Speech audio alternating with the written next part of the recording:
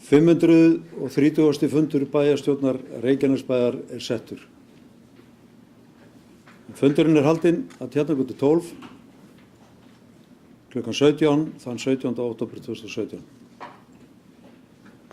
Kæru bæjarfulltrúar, ég vil biðja ykkur að rísa úr sætum og meðan við minnumst Magneu Guðmundsdóttur, bæjarfulltrúa sem lést föstudaginn 13. október síðastliðinn. Magnea Guðmundsdóttir var fædd 19. apríl 1969. Hún ólst upp í Keflavík þar sem hún gekk í barna- og grunnskóla og útskrifaði sem stúdent frá Fjölbrautaskóla Suðurnesja 1989. Magnea lauk BA-prófi í almannatengslum frá Háskólanum í Alabama 1994 og mastersprófi í sama fagi frá sama skóla ári síðar.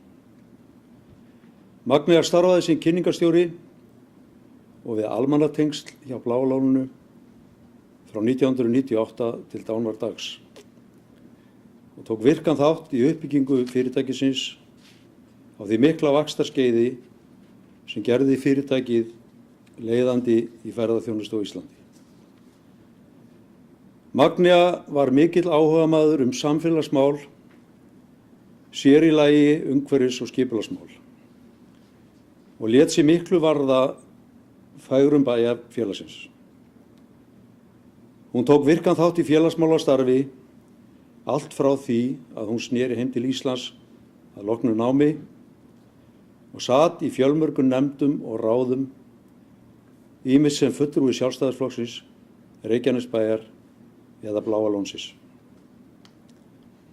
Magnea var meðal annars varamaður í stjórn Keilis tíma, varamaður í stjórn Keflavíkurflugvallar ohf. Við stofnun þess félags og síðar stjórnarmaður í flugstöð Leifs Eiríkssonar.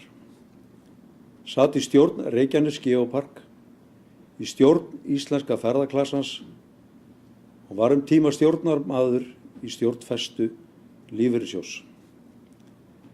Magnea sat einnig í stjórn HS Veitna sem varamaður frá 2009 og sem aðalmaður frá 2011 til dánardags.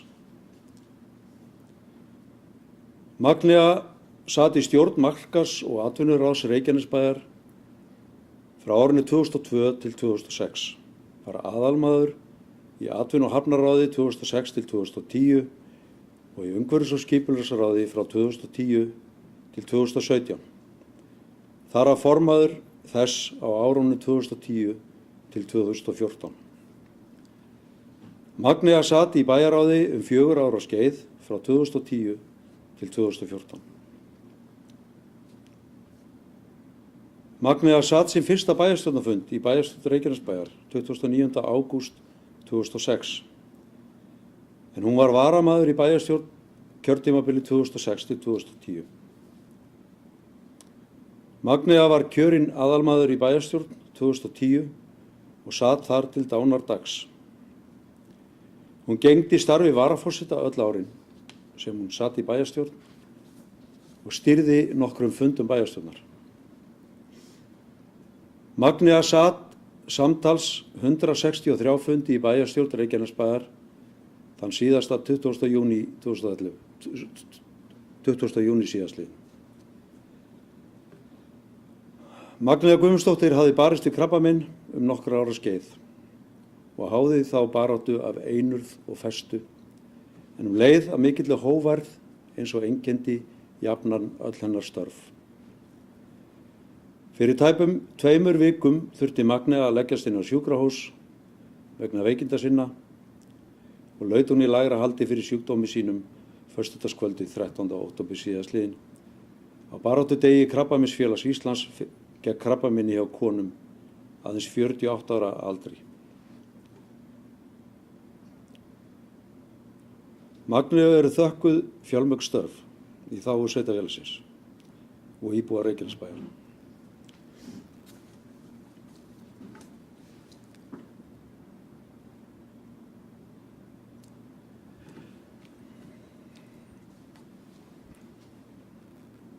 Bæjarstjórn Reykjanesbæjar sendi fjölskyldu hennar og samferðafólki innilegustu samúðarkveðjur á erfiðri stundu. Guð blessi minningu Magneu Guðmundsdóttur.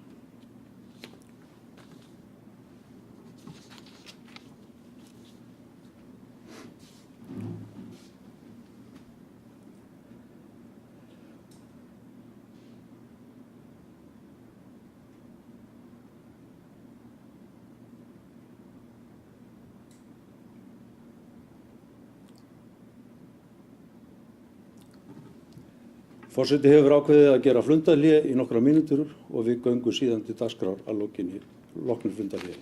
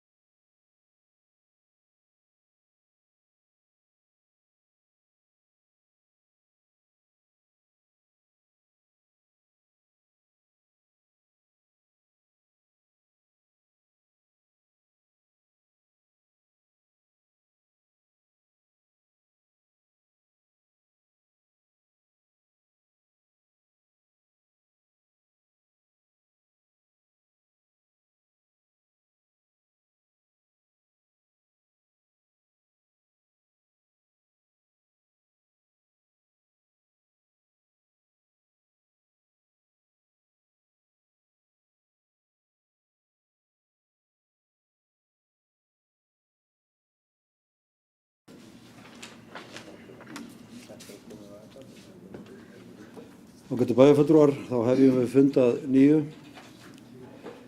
Mættir eru bæjarfulltrúarnir Friðjón Einarsson, Guðný Birna Guðmundsdóttir, Kolbrún Jóna Pétursdóttir, Elínrós Bjarnadóttir, Gunnar Þórarinsson, Kristín Jakobsson, Árni Sigfússon, Ingigerður Sæmundsdóttir, Böðvar Jónsson, Jóhann Sigurbjörnsson, Guðbrandur Einarsson ásamt bæjarstjóra Kjartani Má Kjartanssyni. Það eru 4 mál á dagskrá fundarins, en þau eru: númer 1, fundargerð bæjarráðs frá 12. október, númer 2, fundargerð umhverfis- og skipulagsráðs frá 10. október. Og þar vil ég vekja athygli á því að við þurfum að greiða atkvæði lið 6 og 8 sérstaklega. Númer 3, fundargerð menningarráðs frá 12. október og liður þetta er 5 mála fyrirgefið. Númer 4 er lántaka hjá Lánasjóði sveitarfélaga og síðasta mál eða 5. mál eru alþingiskosningar 2017, kosningi undir kjörstjórn. Tekin er fyrir fyrsti dagskrárliður en það eru fundargerð bæjarráðs frá 12. október. Ég vil vekja athygli á að í 6. lið, þar sem bæjarráð samþykkir að veita knattspyrnudeild Keflavíkur styrk vegna kaupa á tímum í fótboltasal í sporthúsinu. Þar er 1-0 ofaukið, þannig að þetta átti að vera 1 milljón öðrum megin og 500.000 hinum megin. Þannig að vekja athygli á því að þetta er einhver misbrestur þarna. En orðið er laust fundargerð bæjarráðs frá 12. október. Jóhann gerir svo vel.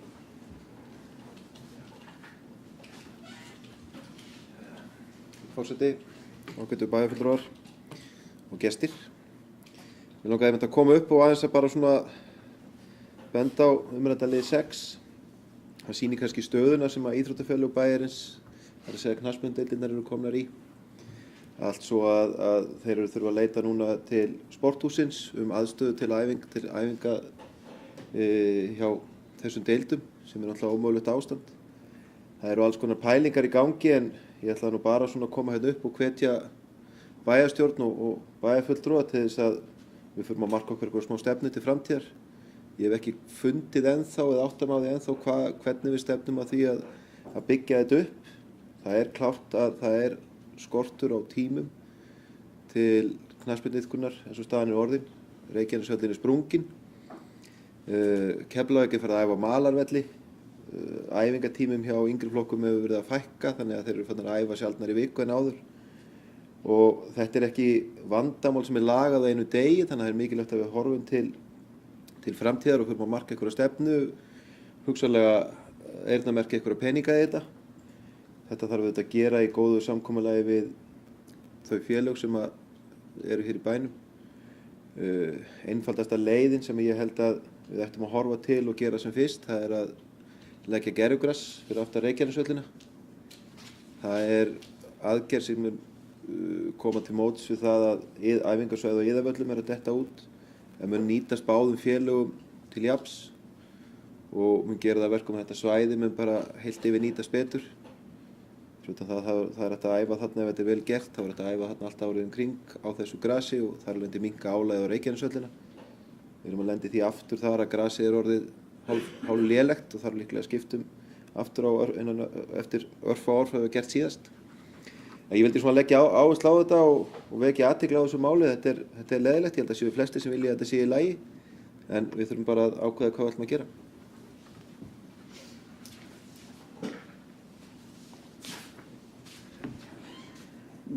Það hafa ekki fleiri hvassir hljós fundargerð bæjarráðs. Já, vissulega þurfum við að móta okkur stefnu. Mér skilst að það sé verið að vinna því innan ráðsins og kalla eftir áherslum frá íþróttafélögunum sem hafa nú verið að berast ein af öðrum og ég held að málinu verði bara framhaldið í ráðinu þegar allt hefur borist og allir þessari fólksfjölgun hafa þrátt fyrir að við fögnum því að hér sé að fjölga þá eru áskoranir fólknar í því og meðal annars þetta að börnum í íþróttum fjölgar og við auðvitað höldum áfram að vinna að því eins og kostur er. Þeir sem að geta samþykkt fundargerð bæjarráðs frá 12. október. Hún er samþykkt 11.0. Þá er komið að lið númer 2 sem er fundargerð umhverfis- og skipulagsráðs frá 10. október. Og eins og ég gat áðan þá þurfum við að greiða sérstaklega atkvæði lið 6 sem er auglýsing á breytingu á deiliskipulagi, aðalgata 60-62 og síðan lið nummer 8 sem Leirdalur 7-21. Orðið laust. Jóhann gerir svo vel. Nota tækifæri. Forseti, ágætu bæjarfulltrúar. Mér langar bara aðeins svona koma upp með smá hugreiningu. Ég hef svo komið með svona svipaða pælingar áður. Legg ég áherslu á það að nú kannski ætla að koma aðeins öðruvísi að þessu máli. Við erum að sjá enn eina fundargerð í umhverfis- og skipulagsráði þar sem að sótt gríðarlega mikið að lóðum og eftirspurnin mikil. Eftirspurnin ekki síst mikil að því leytinu til að flestir vilja byggja margar íbúðir og litlar íbúðir. Það er ósköp einföld ástæða fyrir því þegar kemur að verktökum en það þarf ekkert endilega að vera slæmt. En ég velti fyrir mig, þurfum við eitthvað að fara að hugsa hvað við viljum að bærinn vaxi hratt? Ætlum við að láta verktaka stýra því hvað fjölgar ört í bænum okkar eða ætlum við að hafa eitthvað stefnu þau mál? Ég veit að við höfum aðalskipulag en við erum svona reglulega, það er erfitt að átta sig á því hvort við munum halda okkar innan þessi ramma sem við hefum gert þar í öllum þessu lóðaumsóknum og breytingum á húsagerðum sem við erum að takast á í umhverfis- og skipulagsráði. Þannig ég er svona kannski veltið upp, er eitthvað sem að hugsa þetta? Er eitthvað sem við þurfum að velta fyrir okkur? Hver ætlar að ráða því hversu mikil fólksfjölgun verður í bænum? Við eða verktakar? Og þetta þarf ekkert að vera slæmt, þetta var hugsun sem kom upp í hausinn á mér.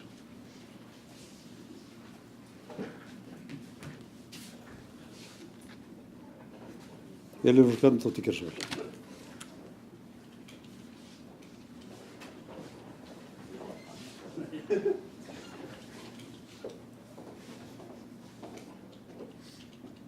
Forseti, bæjarstjóri. Ég hef svolítið talað fyrir því að við séum ekki mikið að fjölga íbúðum og ekki að breyta einbýlishúsum í tvíbýli og þess háttar.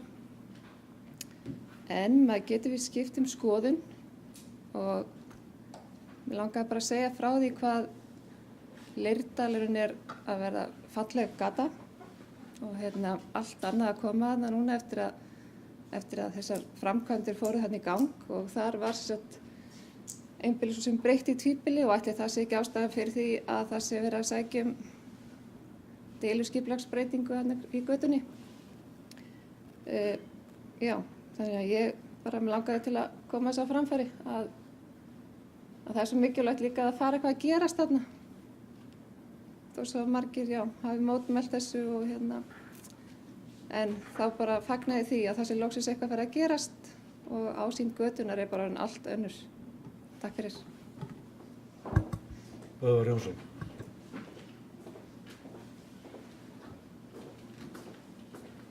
Virðulegi forseti, ágætu bæjarfulltrúar. Þetta eru fínar vangaveltur hjá Jóhanni og fínt að taka umræðu þetta hér einmitt. Hvernig mætum við þeirri fjölgun og hvernig sjáum við hana fyrir okkur þróast. Eitt verkfærið sem við höfum í því er aðalskipulag og við ræddum það hér svolítið þegar við afgreiddum aðalskipulagið með hvaða hætti við sæjum fyrir okkur þróunina. Í aðalskipulaginu er sett fram svona spá íbúafjölgun sem er annars vegar lágspá og síðan miðspá og háspá. Og nú er þetta sett fram til ársins 2030, 13 ár í það. Og nú þegar er lágspáin og miðspáin fallin. Og við höfum þá bara háspána til þess að fylgja eftir. En það sem er auðvitað verið að gera núna og við erum að vinna hér, stýrihópur er þessi húsnæðisáætlun sem að sveitarfélögunum voru gert að setja. Við höfum unnið þér í því ég og Friðjón Einarsson, formaður bæjarráðs og Andri frá fasteignum Reykjanesbæjar, Andri Örn Víðisson. Og hún er komin svona á lokastig og verður sett hér fram fyrir bæjarstjórn væntanlega fyrir áramót. Og þá er einmitt verið að velta þessu aðeins fyrir sér. Ég hef sagt að við munum ekki stýra því hvernig fjölgunin verði. Ég held að hún verði fer fyrst og fremst eftir því hvernig atvinnuástandið á svæðinu. Og meðan að það kallað eftir svona miklu vinnuafli þá mun fjölga hér í sveitarfélaginu. Ef að við erum ekki tilbúin að mæta því þá verður bara búið hér í hverjum kústaskáp sem er í boði. Þannig að við verðum einfaldlega að vera tilbúin til þess að mæta þeirri fjölgun sem framundan. Og í því er húsnæðisáætlun mjög mikilvægur hlekkur. Aðeins í þeirri vinnu sem við höfum verið að vinna að, og það er heilmikil greiningavinna sem þarna fer fram og er athyglisverð, svo að þegar við horfum á íbúasamsetninguna og fjölskyldusamsetninguna, að þá er mikill fjöldi einstaklinga og fjölskyldna það sem eru 2 í heimili. Og svo fer það minnkandi eftir því sem að fjölskyldunda stækka. Á hinum ásnöðu þegar við horfum á íbúðirnar og íbúðasamsetninguna hér í sveitarfélaginu, þá minnst af litlu íbúðunum en mest af stóru íbúðunum. Íbúðum sem eru 150 fermetrar eða meira og sérbýlum. Og þannig að þessi mynd mjög skekkt ef maður hugsa til þess að væntanlega vilja einstaklinga búa þá frekar í minni íbúð og minni fjölskyldur þurfa minni íbúðir heldur en það stærri. Þannig að húsnæðisáætlunin sem þá hugsuð sem plan fyrir næstu 4 ár og næstu 8 ár, að hún á einmitt að velta upp þessum spurningum og hvar þurfum við að leggja áherslu í framtíðinni þegar við förum að deiliskipuleggja næstu svæði, hvernig samsetning íbúða á að vera þar til þess að taka á móti þróun íbúana. Þannig að þetta eru bara fínar vangaveltur hjá Jóhanni og ég er alveg sannfærður að við eigum eftir að taka hér heilmikla umræðu um húsnæðisáætlunina þegar hún verður birt og kemur hingað inn til umfjöllunar áður en að við munum svo samþykkja hana vonandi hér einhvern tíðan í kringum áramótin. Kristi Jakobsson.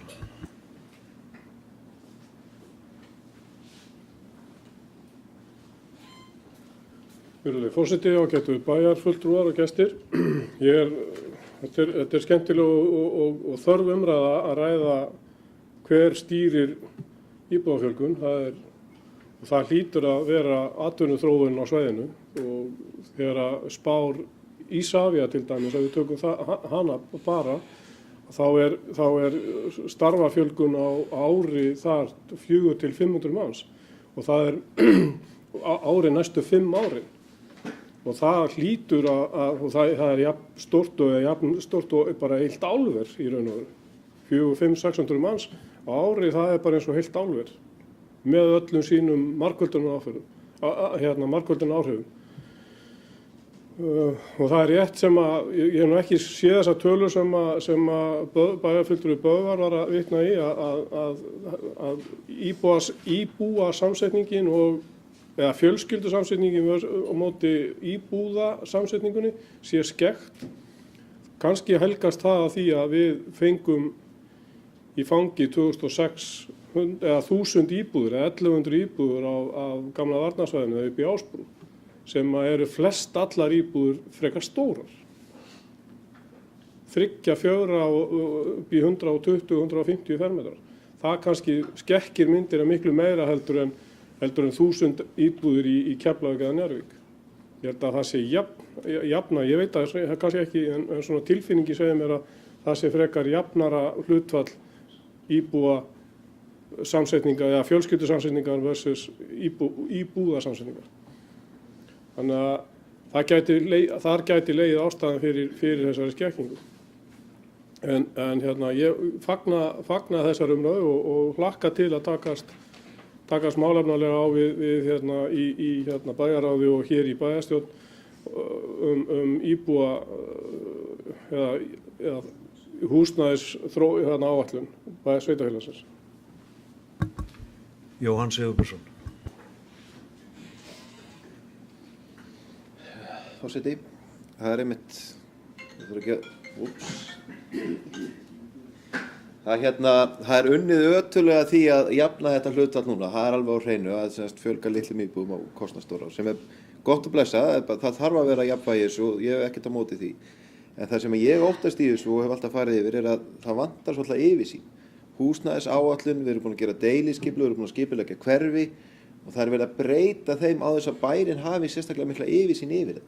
Það er þetta sem ég er bara svona að reyna að leggja áherslu á, að við þurfum bara að passa og hugsa út í hvernig þetta breytist. Og ég er alveg sammála með Leirdalinn það hverfi sem líklega komið hvað oftast inn á borð hjá umhverfis- og skipulagsráði síðasta árið með alls konar breytingar og pælingar og ég held að niðurstaðan sé mjög fín af því að umhverfis- og skipulagsráð hefur allur hópurinn sýnt því vel að passa upp á það að það sem við gerum sé ekki í algjöru trássi við íbúa þó að þeir að vera á móti breytingunum sínum tíma. Þá var það ljóst að þau hús mörg hver sem voru komið þar upp voru óhagkvæm og ólíklegt að myndu seljast eða fólk myndi flytja inn í. Þannig að það var fundin ágætis millilaust þar sem ég held að menn munið að lokum bara sættast mjög vel á og það er mjög jákvætt og auðvitað þarf þetta að vera þannig að við séum sveigjanleg. En það er líka dæmi það í nýjustu fundagerð þar sem á að næstu í tvöfalda íbúafjölda í fjölbýlishúsi í Njarðvík. Og þegar maður hugsar hvað verður hver íbúð stór inn í hverfi sem er byggt af raðhúsum og einbýlishúsum og svona fjölskyldublokkur sem eru með 3 og 4 herbergja íbúðum, það þarf húsagerðin að passa inn í hverfið eins og það er hugsa. Það er svona mín skoðun og þegar þetta gerir svona og húsnæðisáætlunir eru örugglega mjög fínt plagg en það gerir ekkert gagn ef við bara fljótum sofandi af heiðarósi og við vitum ekkert hvernig hverfið er að byggjast upp síðan þegar menn byrja að byggja það. Þó að líti vel út á pappírum af því að það er oft þannig. Takk fyrir. Kjartan Már. Forseti, ágætu bæjarfulltrúar, ég vil nú byrja að þakka Jóhanni fyrir að hefja þessu umræðu sem er mjög nauðsynleg og við eigum örugglega eftir að ræða þetta mál talsvert á næstu misserum. Það kom hér fram í máli Kristins Jakobssonar bæjarfulltrúa áðan að íbúum hefur fjölgað hér hratt. Voru 16.300 áramót, eru 17.600 núna, þetta eru 1.400 manns sem hafa, eða 1.300 manns sem hefur fjölgað hér í sveitarfélaginu okkar á þessu ári og voru 1100 og rúmlega 1100 manns í fyrra og þetta er fordæmalaus fjölgun. Atvinnulífið eins og hér kom fram kallar á fleira fólk og við sjáum svo sem ekkert fyrir endan á því. Ég held að það sem að bæjarfulltrúi Böðvar Jónsson sagði hér áðan, ég held ég geti meira þess að fullyrt að Hásbáin sé sprungin líka.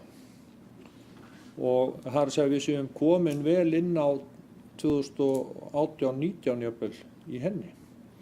Og ég samt ekki alveg við þurfum að skoða það. En þannig að það er ljóst að fjölgun íbúa er allavega núna til skamms tíma litið mjög mikil og það er þörf á einstaklings eða minni íbúðum fyrir þessa fjölgun sem við erum að mæta. Það hefur komið fram í umræðum líka allra fyrirtækja og nú síðast á stjórnendardegi í Reykjanesbæ, með stjórnendur Reykjanesbæjar í gær, við áttum mjög góðan dag saman, allir stjórnendur Reykjanesbæjar í gær, fengu þar á meðal annars gesti frá flugstöð eða frá Isavia sem fóru yfir þessa tölu sem þið bæjarfulltrúar hafi séð. Og þar kemur fram að þessi fjölgun, hún óhjákvæmilega og mun hafa það í för með sér að fyrirtækin munu halda áfram að flytja inn hér vinnuafl erlendis frá í stórum stíl og við þurfum svolítið að velta því fyrir okkur hvar við ætlum að koma því vinnuafli fyrir og hérna ætlum við að reyna að setja upp einhverjar íbúðir eða húsnæði í útjaðri á meðan að íbúarnir þessir eins og aðrir kalla eftir því að fá að vera nærri þjónustu og helst inn í miðjum bæ og hvernig fer það svo saman við þá aðra byggð og svo framvegis. Þannig að það eru fullt af spurningum og álitaefnum sem við þurfum að taka afstöðu til og fjalla Í tölum sem ég sá samsetninguna í félagslega kerfinu hjá okkur og biðlistinn sem er núna langur í félagslega kerfinu, þar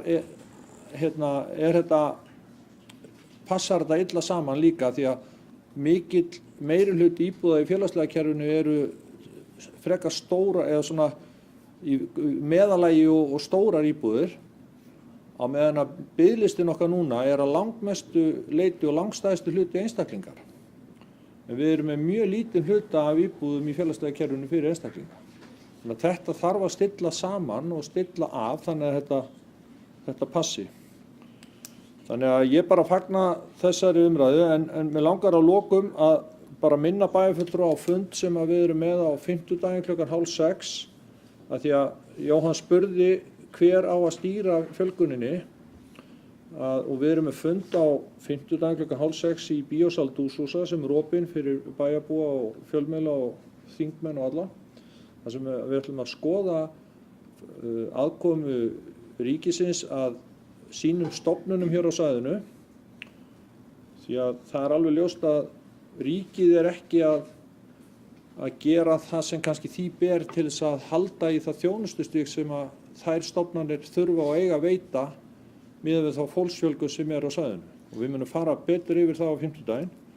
Og kannski, Jóhann og þið ágætu bæjarfulltrúar, kannski er bara sú staða uppi að við þurfum einhvern veginn að segja bara við getum ekki tekið fleiri íbúðum. Ef að sjúkrahúsið okkar fær ekki fjárveitingar við hæfi, ef að lögreglan fær ekki fjárveitingar við hæfi, ef að fjölbrautaskólinn fær ekki fjárveitingar við hæfi, ef að hjúkrunarrýmum fjölgar ekki í takti fjölgun íbúa og svo framvegis, þá er ábyrgð okkar mikil að taka hér áfram, og ég ætla nú ekki að segja endalaust, en áfram við svona miklum fjölda nýrra íbúa án þess að geta tryggt þeim grunnþjónustu. Þannig að þetta eru stóra spurningar sem að hér hafa verið setta fram og við ræðum þær ókomna vikur, kannski mánuði. Árni Sigfússon.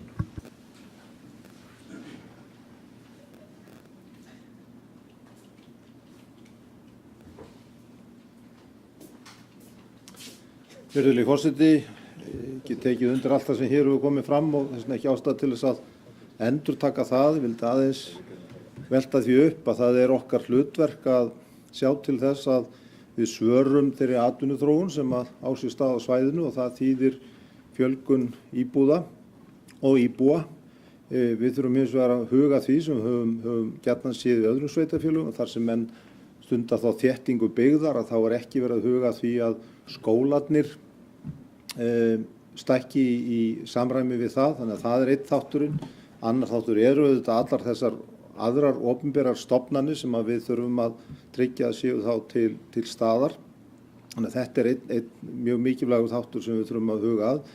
Annað er að þegar við erum að fara í svona mikla fjölgun að þá óneitanlega koma að sterkir aðilar, byggingaverktakar og taka stór svæði, og mér finnst alveg ástæða til að við veltum fyrir okkur með hvaða hætti þeir taka þátt í innri gerð samfélagsins, með hvaða hætti þeir taka þátt í kostnaði við uppbyggingu þessar innri gerðar meira heldur en verið hefur. Við vitum að sveitarfélög, við getum sagt bara í fleirtölu, sveitarfélög í dag, þau eru ekki í stakk búin til þess að taka við svona mikilli íbúafjölgun með þann fjárhagsramma sem þeim er búin, og þess vegna hlýtur að vera mikilvægt að við setjum það inn í okkar stefnu, og þegar að menn taka stór svæði og ætla að skipuleggja þau, að þá komi þau fyrirtæki eða það skipulag kalli á að með einhverjum hætti tæki menn aukinn þátt í fjármögnun þessara verkefna. Gunnar Þórarinsson.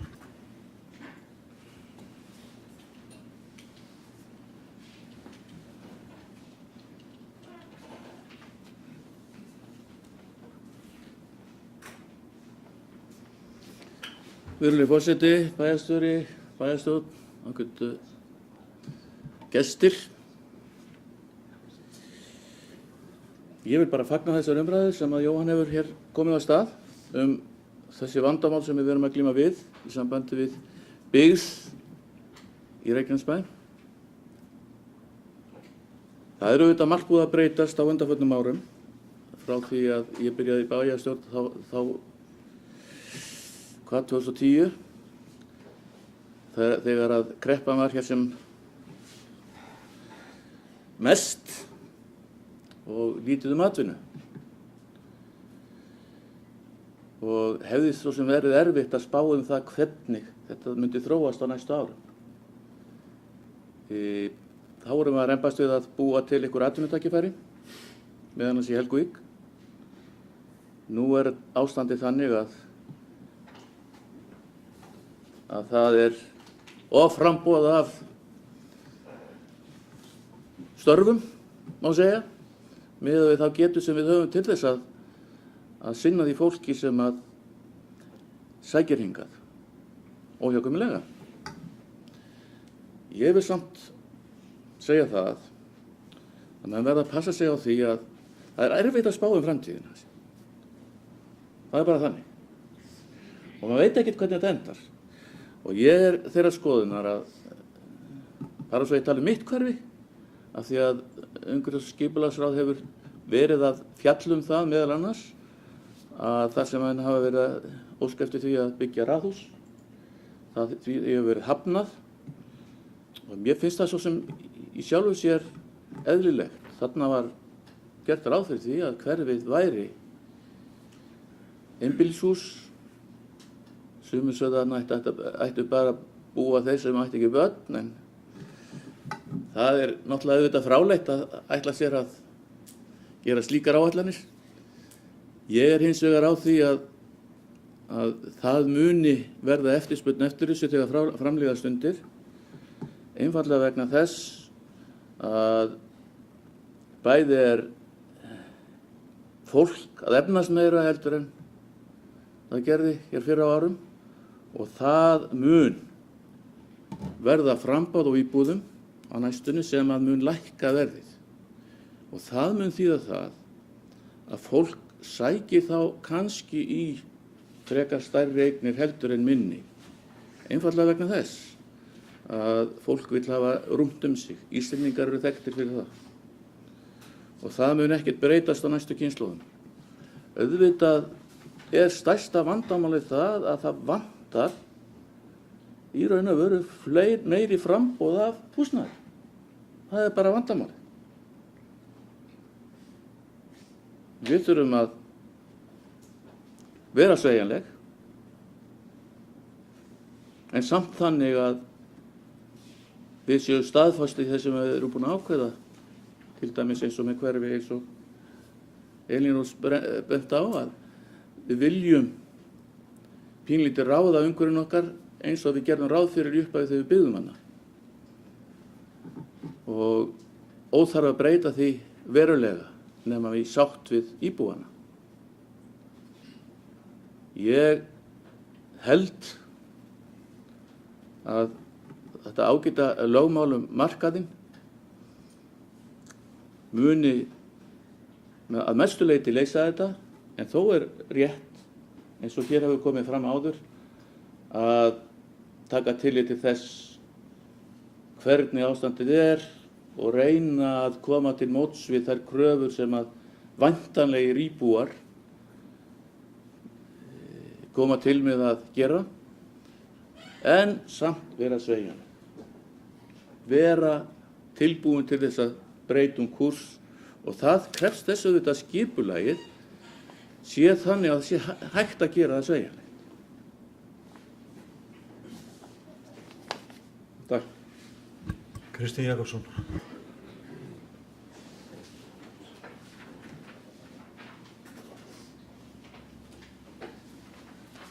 Forseti, já, ég líti ekki á þetta sem vandamál, eins og Gunnar. Ég líti á þetta sem áskorun, eða tækifæri, sem við verðum að grípa og leysa. Og það hlutverk okkar að leysa vandamálið, en ekki forðast, grípa tækifærið og leysa áskorunina, en ekki forðast eitthvað vandamál. Þetta ekki vandamál, eins og ég sagði. Það ákveðna jákvæðar afleiðingar í því að það skuli vera ódýrara húsnæði hér heldur en annars staðar á stór Keflavíkursvæðinu og yfir Hafnarfjörð og Reykjavík og Kópavog jafnvel. Það flyst hingað fólk sem að það getur selt blokkaríbúð Reykjavík fyrir sama verði og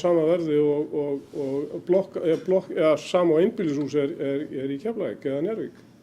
Þannig að það sér hag sinn í því að flytja til Keflavíkur Þannig held ég að sé stór hluti íbúafjölgunar í bæjarfélaginu að það er fólk sem að flyst til og er að hagræða bæði í fjárhagnum og í eigninu, býr við betri kost og meiri tækifæri. Það er okkar líka að reyna að koma því þannig fyrir að fólkið vilji setjast hér að til langframa. Það sé tækifæri fyrir börnin að taka þátt í íþróttum og fólki sem vil taka þátt í menningun og stunda menningarlíf. En í lið, við erum undir umhverfis- og skipulagssvæði, það er fyrsti liður, það er Víkurbraut 21 til 23, fyrirspurnarnar deiliskipulags. Það er að segja Víkurbrautin er það sem að gamla saltgeymslan er og það. Ég held verði bara að fagna þeim áhuga sem að kemur þar fram og að sérstaklega þá tengingunni við Víkurbrautarinnar við hafnarsvæði. Þannig að ég sá ljósmynd, eldgamla ljósmynd af það sem að fólk gekk niður á Höfn í gegnum brekkuna sem var á Hafnar, eða sem við hliðin á nýju, Hafnar, er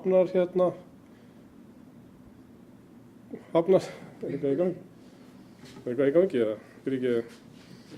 Og að saltgeymslan verði fjarlægð, það er mjög jákvæður punktur og áhersla verði lögð á gæði íbúða og umhverfi þeirra. Ég held við hljótum að fagna því að þessum áhuga byggingaraðilana að þessum málum. Takk fyrir það. Gunnar Þórðarsson.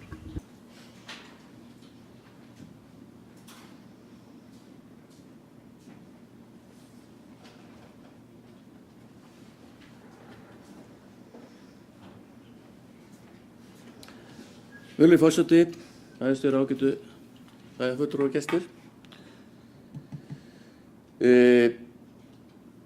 Vandamál ekki vandamál. Það er auðvitað úr vanda að leysa. Það er nú bara þannig. Og við erum auðvitað alltaf að glíma við vandamál. Þetta er eitt af þeim. Ég minnist þess að ég fór á opnun myndlíkasýningar hérna í Dús fyrir nokkrum mánuðum síðan. Þar hitti ég ágætt fólk sem var nýflutt hingað og var bara mjög ánægt með sig og þótti gott að vera hérna. Þetta var maður sem hafði mjög há laun, flugmaður, flutti hingað með fjölskyldu sinni. Ekki nóg með það, heldur flutti sonur hans líka. Flugmaðurinn í Keflavík og sonur hans í Njarðvík. Ytri Njarðvík, ég tek það fram. Hann var líka hálaunamaður og vildi fá stórt hús sig, þó hann væri lítið heima. Því að hann er kvikmyndagerðarmaður sem er mikið út í heimi. Stór hátekjumaður. Við eigum auðvitað líka að kappkosta því að gera þessu fólki til hæfis. Við þurfum líka hálaunafólk inn í þetta bæjarfélag. Ekki bara litlar íbúðir, heldur líka eitthvað sem að þetta fólk sækir í.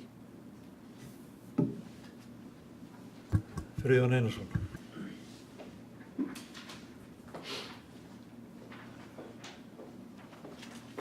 Forseti, ágætu bæjarfulltrúar, taka undir það sem hér hefur verið sagt og þakka Jóhanni fyrir þessu umræðu. Það er óneitanlega óhætt að segja það að utanaðkomandi áhrif á samfélag okkar eru mikil. Hluti sem við ráðum kannski ekki alveg við. Það er að segja ferðamanna iðnaðurinn og áhrif þess og fjölgun starfa í kringum hann hefur haft gríðarlega áhrif á okkur og við stundum eigum fullt í fangi með að ráða við þá fjölgun sem hér á sér stað. Ég hef alltaf sagt og hef oft sagt í þessum stóla að þetta er auðvitað vandamál en vandamál eru til þess að leysa og ég hræðist ekki það að við séum ekki að leysa þetta. Eins og bæjarfulltrúar Böðvar minntist á hérna áðan að þá erum við í Stýró sem að vinna drög að húsnæðisáætlun Reykjanesbæjar og við erum að spyrja okkur spurninga hvað þurfum við og hvað viljum við og og hvers konar íbúðir og fyrir hverja og allt þar fram eftir götunum og þessi vinna hefur gengið vel og eitt sem kemur mann kannski óvart er að við erum náttúrulega hlutfallslega mjög stóri félagslegum íbúðum eins og við vitum með við samfélagið okkar eða nær samfélagið, höfuðborgarsvæðið og önnur sveitarfélög á Suðurnesjum. Við erum dálítið lélegir í því að búa til íbúðir fyrir fatlaða. Þetta er svona misjafnt hvernig það kemur út og auðvitað mun koma fram í þessum drögum einhvers konar stefna fyrir sveitarfélagið okkar til framtíðar. En það er rétt sem Elín Rós sagði hérna áðan að það er gott að stundum að skipta skoðun að við þurfum líka að hafa þann sveigjanleika sem þarf til þess að móta samfélag okkar innan skamms tíma eins og við erum dálítið að gera nú og höfum verið að gera í skipulaginu að breyta hugsanlega stórum einbýlishúsum í 2 íbúðir. Sá sveigjanleiki þarf auðvitað að vera.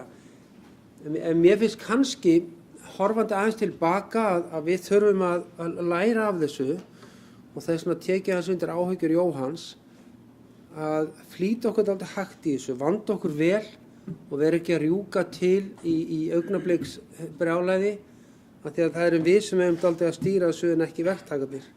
Og við sáum það þegar fyrir hrun víða á Íslandi þegar allt var kolvitlaust og allir fóru að byggja og öll sveitarfélög ætlaði að stækka hratt að þá var mikið mistök og oft á tíðum skipulagsmistök. Við kannski hefum átt að bíða með að fara upp á stapa eins og við gerðum.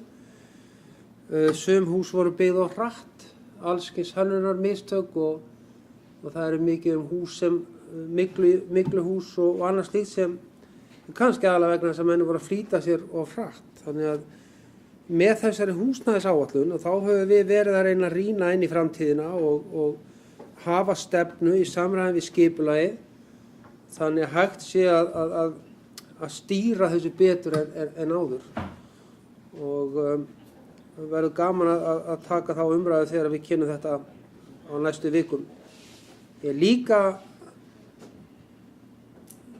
Ég spyr sjálfum mig stundu hvort að við eigum að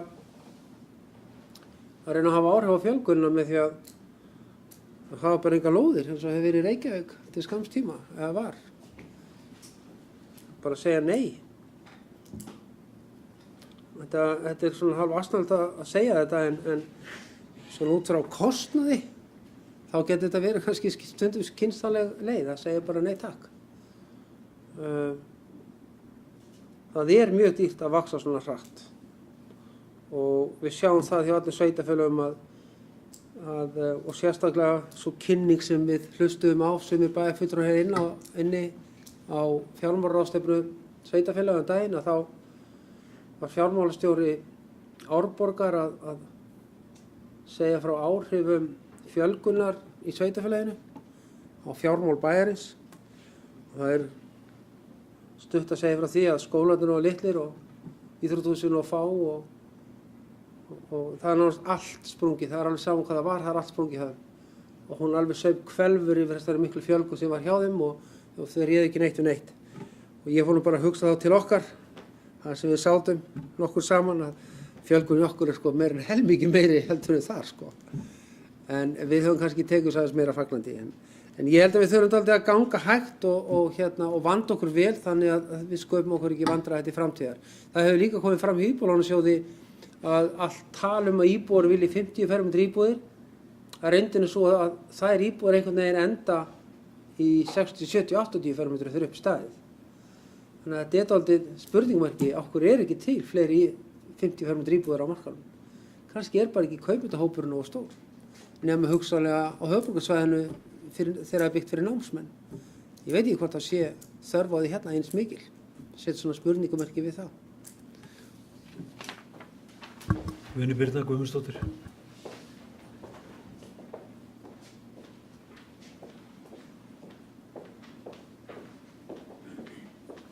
Ágæti forseti, bæjarfulltrúar og góðir gestir. Þetta er þörf umræða og ég vil taka undir alveg margt sem hefur komið fram hérna hjá félögum mínum. Við erum náttúrulega, það er rosalega hröð uppbyggingina, við erum að fá tekjur í íbúðum, okkur vantar pening, þetta er þarft verkefni sem við þurfum bara að skipuleggja okkur betur í. En það sem að Kjartan Már bæjarstjóri kom inn á áðan og ég tek heils hugar undir að grunnþjónustan í sveitarfélaginu okkar getur ekki meir. Sjúkrahús okkar ennþá með 3 starfsmenn á bráðamóttöku. Þrátt fyrir 7% fjölgun í fyrra, 1400 manns í ár og hvernig það verður á næsta ári. Það ekkert bætt við mannskap og vakt. Lögreglan ennþá með 7-9 lögreglumenn á hverju vakt, þrátt fyrir alla þessa fjölgun í öllum sveitarfélagunum í kring. Brunavarnir hafa reynda bætt við sig 1 aukamanni, fór úr 4 í 5, en þetta engin aukning miðað við allan þennan fjölda. Þú ert ekki með 2000 manns í sundlaug og bætir svo við öðrum 2000, þú ert ennþá bara með 2 sundlaugverði. Þetta vandamáli sem við stöndum frammi fyrir fyrst og fremst. Það svona hvet ég ykkur öll að mæta fundin á 50-daginn til að við förum nánar yfir þetta því að grunnþjónustan okkar þolir ekki mikið meira. Alveg sama hvernig álit okkar á íbúðum og íbúðum og hvernig við ætlum að byggja eða ekki. Grunnkerfið okkar í mólum og það þarf að laga til þess að við getum gert eitthvað meir. Þannig að það fyrst og fremst við þurfum að tryggja öryggi íbúar sem að flytja hingað. Það það sem við stöndum frammi fyrir. Hitt getum við pælt í róleitum.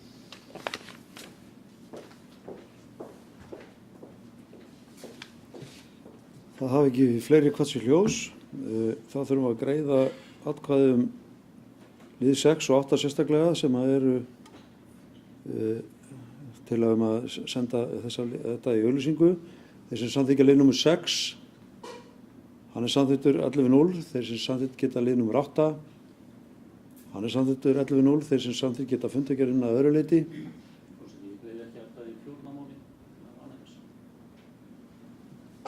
Það skal fært til bókar.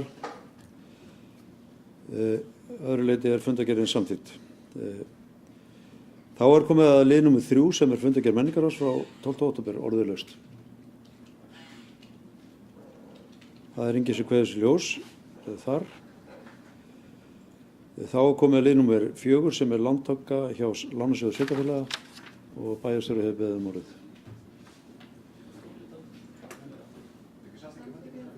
Jú, nei, fyrirgefið þið. Þeir sem samþykkt geta fundargerðina. Hún samþykkt 11-0. Bæjarstjóri gerir það. Já, forseti ágætu bæjarfulltrúar. Eins og bæjarfulltrúar muna þá samþykkti bæjarstjórn Reykjanesbæjar á síðasta fundi sínum lántöku hjá Lánasjóði sveitarfélaga og við ætlum að vera búin að græja það lán eða ganga frá því fyrir 15. október en því miður þá tókst það nú ekki þannig að við þurfum að taka skammtímalán hjá sjóðnum og í framhaldi af bæjarráðsfundi síðastliðinn fimmtudag þá samþykktu fulltrúar í bæjarráði með tölvupósti þá lántöku að beiðni Lánasjóðsins. Lánasjóðurinn vildi fá sérstaka samþykkt fyrir þessu skammtímaláni á meðan við erum að græja stóra lánið og til þess að hafa þetta nú allt formlegt og á fastara formi en tölvupóstum og þá talið rétt að bæjarstjórn samþykki þessa lántöku sérstaklega og ég ætla að fá að lesa þetta upp með leyfi forseta bókun sem að hann síðan leggur þá fyrir bæjarstjórn en bókunin hljóðar svo: Bæjarstjórn Reykjanesbæjar veitir Kjartani M. Kjartanssyni bæjarstjóra kennitala 140561 4879 hér með heimild til skammtíma lántöku hjá Lánasjóði sveitarfélaga OHF að fjárhæð allt að 3.600 milljónir króna. Heimildin gildir út árið 2017.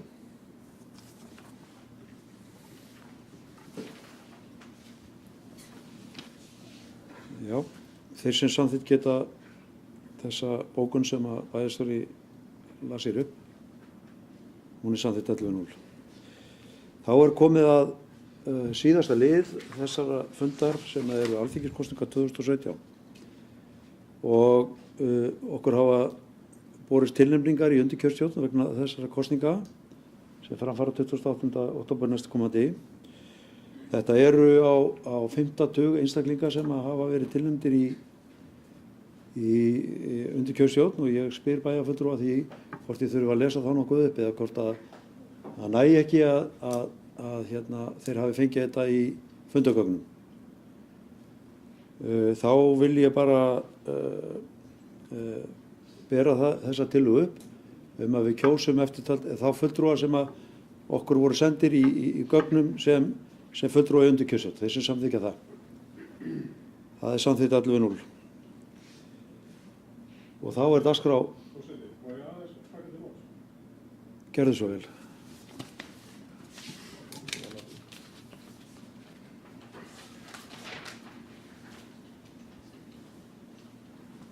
Virðulegi forseti, ég ætla aðeins að taka til máls þessa atkvæðagreiðslu þar sem að mér sýnist eins og oft áður vera mjög hallað á kynjakvótan eða það er að tala um það að jafnræðisreglu stjórnsýslulaganna jafna skiptingu kynja í nefndir og stjórnir bæjarins. Þarna eru alls 45 manns kosnir til ábyrgðarhluta í kjörklöfum næstu kosninga. Það er aðeins 2 karlmenn. Það eru 43 konur, örugglega allar mjög hæfar í starfi en ég verð bara að hvetja næst þegar þetta verður auglýst að hvetja á að það verði í auglýsingunni að karlmenn séu sérstaklega hvattir til þess að sækja starfið. Það var auglýst en greinilega ekki höfða til karla. Þannig að ég verða að bara þannig að bæjarfélagi sé ekki að brjóta jafnréttisreglu stjórnsýslulaganna. Bæjarstjóri gerir svo vel. Forseti, ágætu bæjarfulltrúar. Þetta er rétt hjá bæjarfulltrúa að störf voru auglýst og það sóttu fleiri en eru ráðnir. Það var mikill meirihluti kvenna, kvenfólk sem sóttu Það voru fleiri karlmenn en það var gerð þarna ákveðin krafa að fólk hefði reynslu af þessum störfum líka og þegar búið var að fara yfir reynslu og lista umsækjenda þá var þetta niðurstaðan. Þannig að ég held að við getum verið sátt það að þarna voru þeir hæfustu ráðnir til starfans. Auðvitað hefði verið ánægjulegt að kynjahlutföllin hefði verið jafnari en við skulum bara hafa öll það markmið að fjölga karlmönnum í undirkjörstjórn næstu kosningum. Það eru þessar kosningar núna og svo vitum við ekki annað en að næstu kosningar séu það sveitarstjórnarkosningar í maí 2018 og það er þá sameiginlegt verkefni okkar að hvetja karlmenn til þess að sækja þegar það kemur.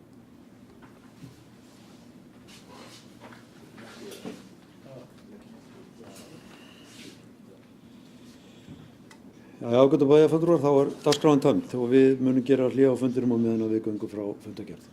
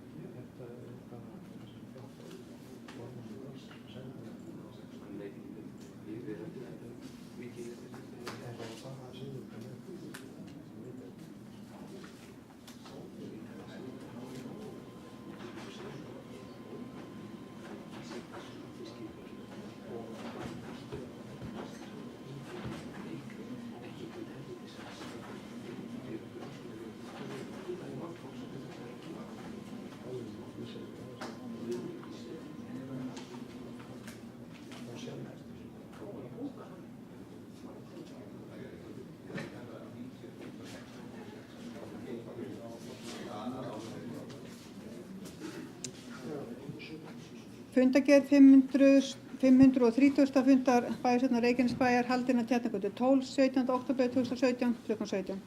Viðstaddir Árni Sigfússon, Böðvar Jónsson, Elín Rós Bjarnadóttir, Friðjón Einarsson, Guðbrandur Einarsson, Guðný Birna Guðmundsdóttir, Gunnar Þórarinsson, Kolbrún Jóna Pétursdóttir, Kristinn Þór Jakobsson, Ingigerður Sæmundsdóttir, Jóhann S. Sigurbjörnsson, Kjartan Már Kjartansson bæjarstjóri og forseti var Guðbrandur Einarsson.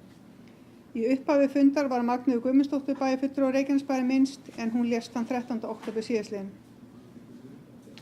Fyrsta mál fundargerð bæjarráðs frá 12. október 2017.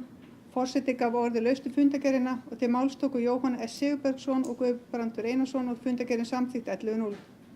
Annað mál fundargerð umhverfis- og skipulagsráðs frá 10. október 2017. Forseti gaf orðið laust um fundargerðina til máls tóku Jóhann S. Sigurbjörnsson, Elín Rós Bjarnadóttir, Böðvar Jónsson, Kristinn Þór Jakobsson, Kjartan Már Kjartansson, Árni Sigfússon, Gunnar Þórarinsson, Friðjón Einarsson og Guðný Birna Guðmundsdóttir. 7. liður fundargerðarinnar aðalgata 60-62 deiliskipulag var samþykktur sérstaklega með 11 atkvæðum og 8. liður fundargerðarinnar Leirdalur 7-21 deiliskipulagsbreyting var samþykktur sérstaklega með 11 atkvæðum. Böðvar Jónsson greiddi ekki atkvæði við lið 4 en fundargerðin samþykkt að öðru leyti 11:0. Fundargerð menningarráðs, 3. mál frá 12. október 2017. Forseti gaf orðið laust um fundargerðina og fundargerðin samþykkt 11:0 án umræðu. Og 4. mál lántaka hjá Lánasjóði sveitarfélaga. Bæjarstjórn samþykkti eftirfarandi bókun. Bæjarstjórn Reykjanesbæjar veitir Kjartani Már Kjartanssyni bæjarstjóra kennitala 14.05.61 4879 hér með heimild að skammtíma lántöku hjá Lánasjóði sveitarfélaga OHF að fjárhæð alltaf 3.600 milljónum og heimildin gildir út árið 2017 og það var samþykkt 11:0. Svo alþingiskosningarna 2017, 5. mál, kosningi undirkjörstjórn og virðulegur forseti er ekki óþarfa að lesa upp hérna alla þeir sem voru kosnir. Virðulegur forseti. Já. en tilnefni í undirkjörstjórn voru 45 aðilar. En forseti gaf orðið laust og til máls tóku Kristinn Þ. Jakobsson og Kjartan Már Kjartansson og tillagan var samþykkt 11-0 og fleiri ekki gert og fundi slitið. Nei, fundir ekki slitið. Takk fyrir þetta, kæri ritari. Þeir sem samþykkja fundargerðina eru beðnir að gefa merki. Hún er samþykkt 11-0 og verður því undirrituð. 530. fundi bæjarstjórnar Reykjanesbæjar er hér með slitið.